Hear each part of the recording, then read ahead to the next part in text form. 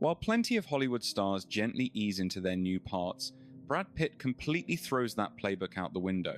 The guy never just slips on a costume and calls it a day. He fully morphs into someone else entirely, whether he is playing a charming roadside drifter or navigating the stars as an astronaut. He constantly redraws the map of human emotion. Each script seems like a personal dare for him to disappear into wildly unpredictable personas. We have seen him pivot from a ruthless maniac to a baseball genius, and from an aging Hollywood double to a galactic explorer. Binging his filmography is basically a crash course in raw talent, emotional depth, and absolute versatility. It is incredibly rare to watch someone bounce from a romantic lead in Legends of the Fall to a manic Tyler Durden while totally convincing you they are completely different human beings. Let us rewind back to his breakout moment in Thelma and Louise. Playing the handsome outlaw JD was simply an appetizer for the massive career that was about to unfold. He nails the sweet-talking cowboy vibe so perfectly that every single smirk carries a hint of danger. He lays on the charm thick with Thelma before completely wiping out her life savings. Even with limited screen time, he flashed the magnetic energy and shady morals that eventually became his trademark. He effortlessly managed to make a total con artist look like the ultimate catch. The role is brief, yet every second on screen teased his massive star power. You could spot genuine vulnerability hiding right beneath all that cocky swagger and perfect teeth. Fast forward to Interview with the Vampire, where he completely shifts gears to play Louis, a bloodsucker tortured by eternal life. He ditched the flashy monster tropes to play a deeply depressed, grieving soul right next to Tom Cruise in his flashy Lestat. His ability to hold back is seriously captivating. All those quiet regrets and hushed secrets shared with Claudia give a crazy gothic story some real, grounded heartbreak. You can practically feel the agonizing lump in his throat through the screen. This was the moment he proved he could shoulder massive emotional baggage with quiet grace, leaving his smooth-talking cowboy days far behind. Taking on Tristan Ludlow in Legends of the Fall, he played a tortured soul stuck between polite society and the untamed wilderness. He drags the audience through a messy rollercoaster of intense heartbreak, dangerous love, and total self-destruction. We watch him age from a reckless kid into a completely broken man over several decades, selling every single high and low, whether he is joyriding on stolen horses or committing murder for his family. The descent into madness feels incredibly authentic. Those long, brooding stares and rare moments of softness with Susanna perfectly capture a guy bubbling with anger, but anchored by deep loyalty. Sure, the movie is a total soap opera, but he grounds it with raw, larger-than-life humanity. Next up is Seven, where he morphs into rookie detective David Mills, a passionate, fed-up cop hunting down a twisted madman. His anxious, jittery vibe completely breaks through the grim tone of the movie. From cracking uncomfortable jokes to losing his mind in explosive rants, his eventual psychological collapse is absolutely gut-wrenching to watch. You can feel the panic in his body language, right down to the sweat dripping off his chin. He turns a basic cop stereotype into a masterclass on a man completely breaking apart under the weight of pure evil. Following that intense ride, 12 Monkeys introduced us to Jeffrey Goins, a deeply disturbed radical oozing with absolute insanity. He tackled this part like an uncontrollable tornado of twitchy, frantic energy. He flips a switch from innocent, boyish curiosity to screaming about government conspiracies in the blink of an eye. His horribly timed giggles and bizarre mood swings make the character wonderfully unsettling. Between the mile-a-minute dialogue and the bizarre hand gestures, he threw his entire body into the madness. Hollywood brass praised it as a brilliant display of acting, showing us a genius who was entirely off the rails. Whiplashing between fragile innocence and terrifying rage left audiences completely breathless. Then came Fight Club, dropping Tyler Durden into pop culture as the ultimate symbol of stylish rebellion and chaotic charm. He basically sells you on total destruction while flashing a movie star smile.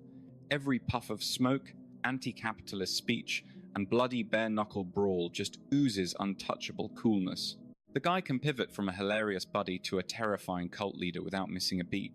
Once the massive twist drops that he is just a figment of imagination, he brilliantly shatters that invincible god complex into a pathetic delusion. This legendary role walks a razor-thin wire between magnetic leadership and utter hopelessness. While the bad boy energy is obvious, the real genius of his acting shines when you count the multiple psychological layers he is juggling. He was never just playing a hyper-violent, arrogant punk who likes to start fires. He was literally giving life to a dangerous philosophy. His job was to be the ultimate daydream version of Edward Norton that anyone would want to hang out with.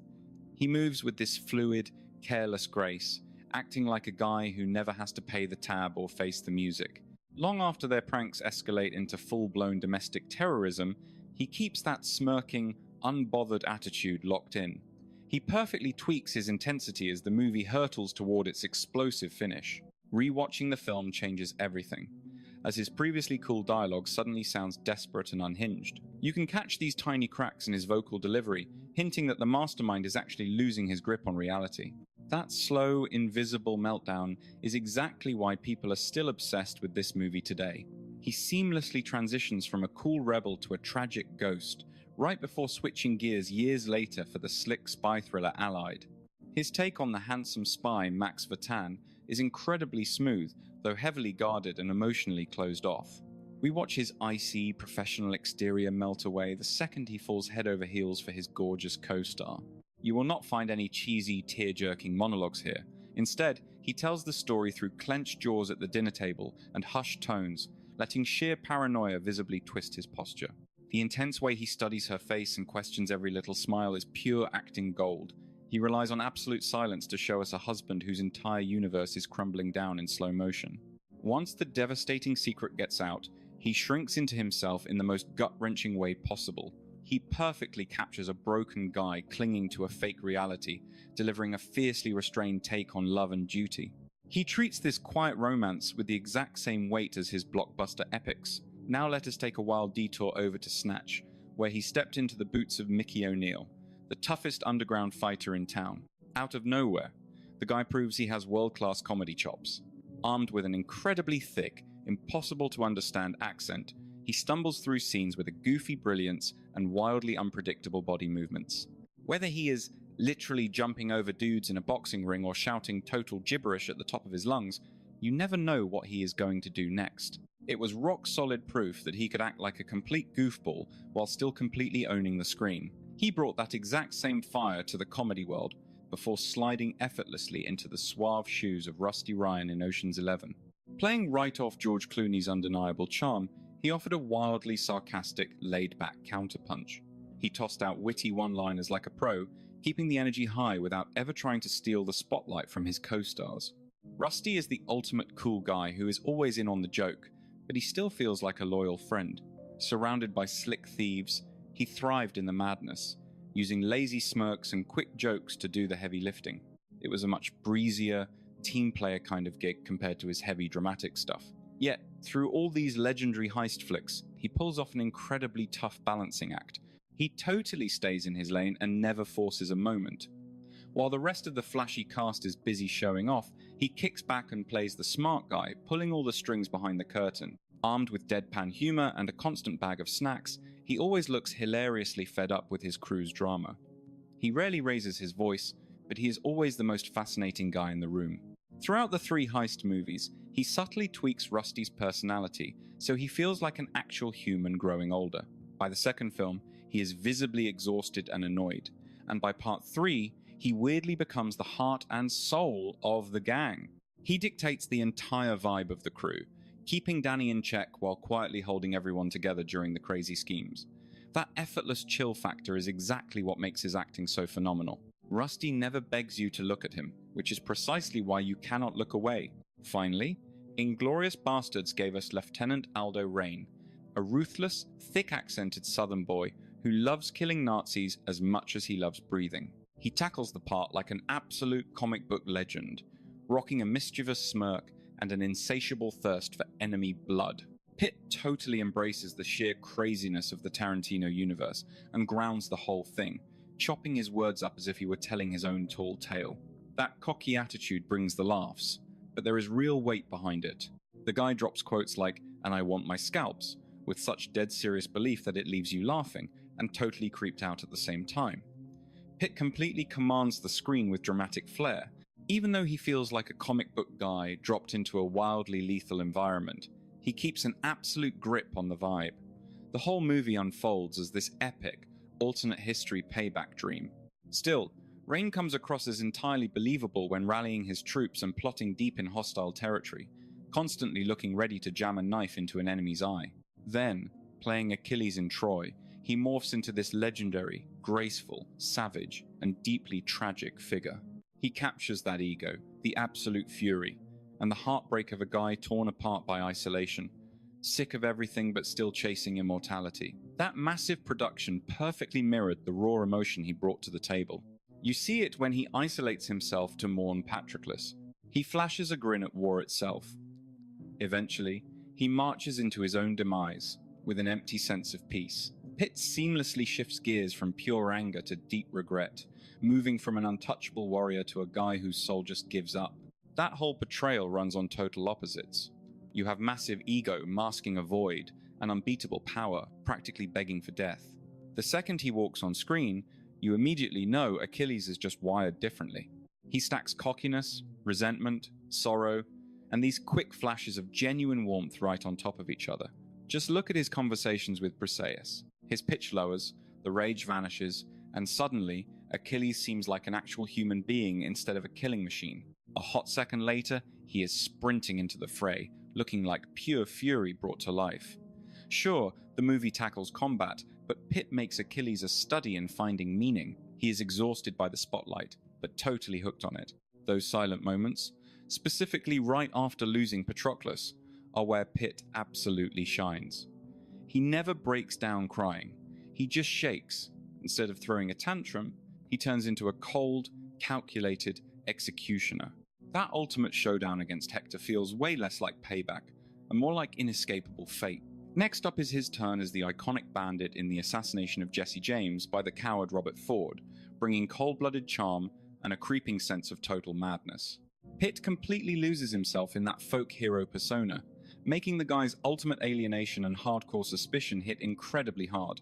His speech drags out, and the life just fades right out of his eyes. All that bold confidence boils down to sheer habit. Pitt takes this larger-than-life titan and shrinks him into a broken guy tearing his own life apart. It is a chilling journey from icon status to rock-bottom isolation. Then Moneyball throws us Billy Bean, a chaotic, stressed-out genius. He shows us how fixation turns into pure fatigue, how drive creates massive anxiety, and how embracing the new age feels like betting your soul. He slouches his way through presses, tears up the clubhouse, and grinds fiercely when the heat is on. He hypes up the cast-offs, fights the old-school mentality, and constantly second-guesses his own choices. That turn is incredibly smart and totally exposed. He navigates a massive pivot toward analytics while burying his own panic under pure swagger. He pulls off that jump from angry executive to silent trailblazer, just by tweaking his expressions and keeping his voice in check.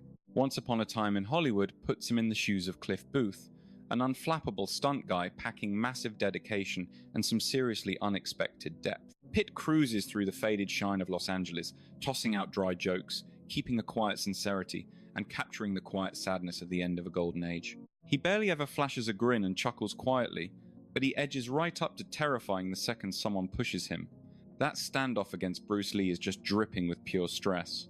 Snagging an Oscar for it really made everyone realize how his laid-back vibe can hold an entire sprawling movie together.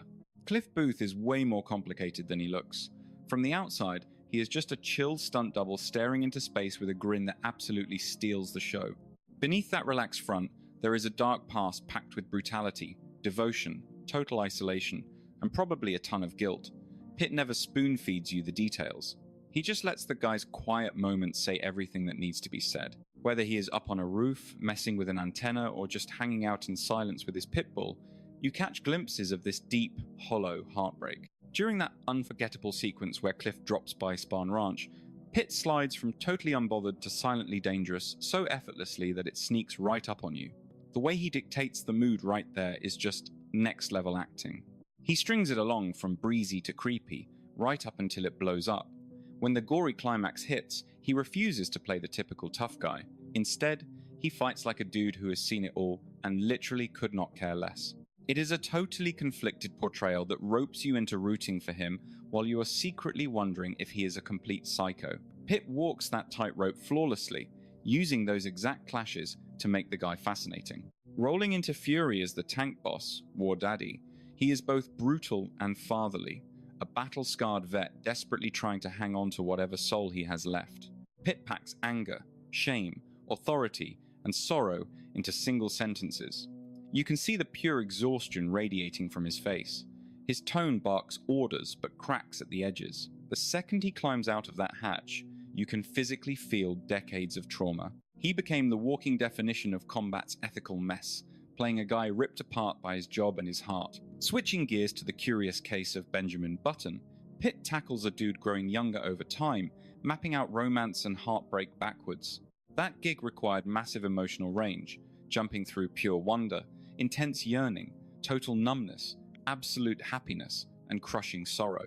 He changes years through makeup and slight body movements, but the core feeling never wavers.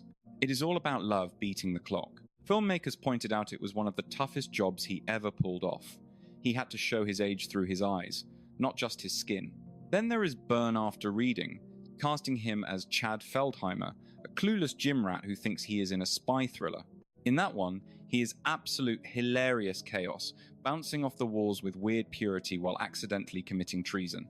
Every single line he drops comes out at 100 miles an hour. He throws his hands around, babbles insane spy theories, and totally flips out like a scared golden retriever. Pitt completely steals the show by mashing up pure ignorance with massive drive. Lastly, Bullet Train brings him on as Ladybug, a cursed hitman who just wants to quit the game. Pitt literally turns being fed up with the universe into a personality. He dishes out hilarious misery, ethical burnout, and forced heroics all at once. He cracks wise about how tiring murder is, throws jokes like punches, and literally cringes at how dumb everything gets. He is sharp, totally rattled, stacked with self-doubt, and clinging to a downright stubborn will to live. It hits as this amazing mashup of laughs and heavy, bone-deep exhaustion. Pitt pumps massive insecurity and pure psychology jargon into an action star without turning it into a cheap joke. He essentially operates as the calm center of absolute chaos. The rest of the cast is tweaking on payback, deep history, and flashy kills, while this guy just wants to talk it out and maybe look inward. But Pitt anchors him in something bizarrely real. You see it in the nervous jitters, the heavy sighs, and how he complains, "I don't even know you," while dodging punches. It is a deeply complex act that wields comedy like a shield, all while he is dropping killers across the board. It totally flips the script on the typical stone-faced movie tough guy. In the middle of all that insane energy and cast madness, Pitt ensures Ladybug's personal journey stays completely solid. He kicks off, begrudgingly accepting a gig, and winds up debating his own fate between brutal beatdowns and deep talks with Lemon and Tangerine. You honestly cannot train someone to juggle moods like that. Looking at this lineup, Brad Pitt has traveled from radical zealots all the way to scheming lovers. His emotional range is absolutely massive. We are talking frantic energy, deep soul-crushing fear, goofy nonsense, silent loyalty, gritty toughness, and heartbreaking sorrow. His vocals melt, harden, shake, chuckle, and totally growl. His shifts are entirely built from the inside out. He constructs a persona from the ground up every single shoot, frequently working under legendary auteurs like Tarantino, Gray, and Gunn, constantly dropping act work packed with deep purpose and total surprise. You hardly ever find a star who completely dominates so many different emotional vibes with the exact same level of truth. While plenty of actors just fade into different types of movies, his pure star power redefines them entirely. With every fresh project, he flips the script on what we expect, never holding back but pouring even more of his soul into it. He takes gutsy emotional swings and nails the laughs every single time.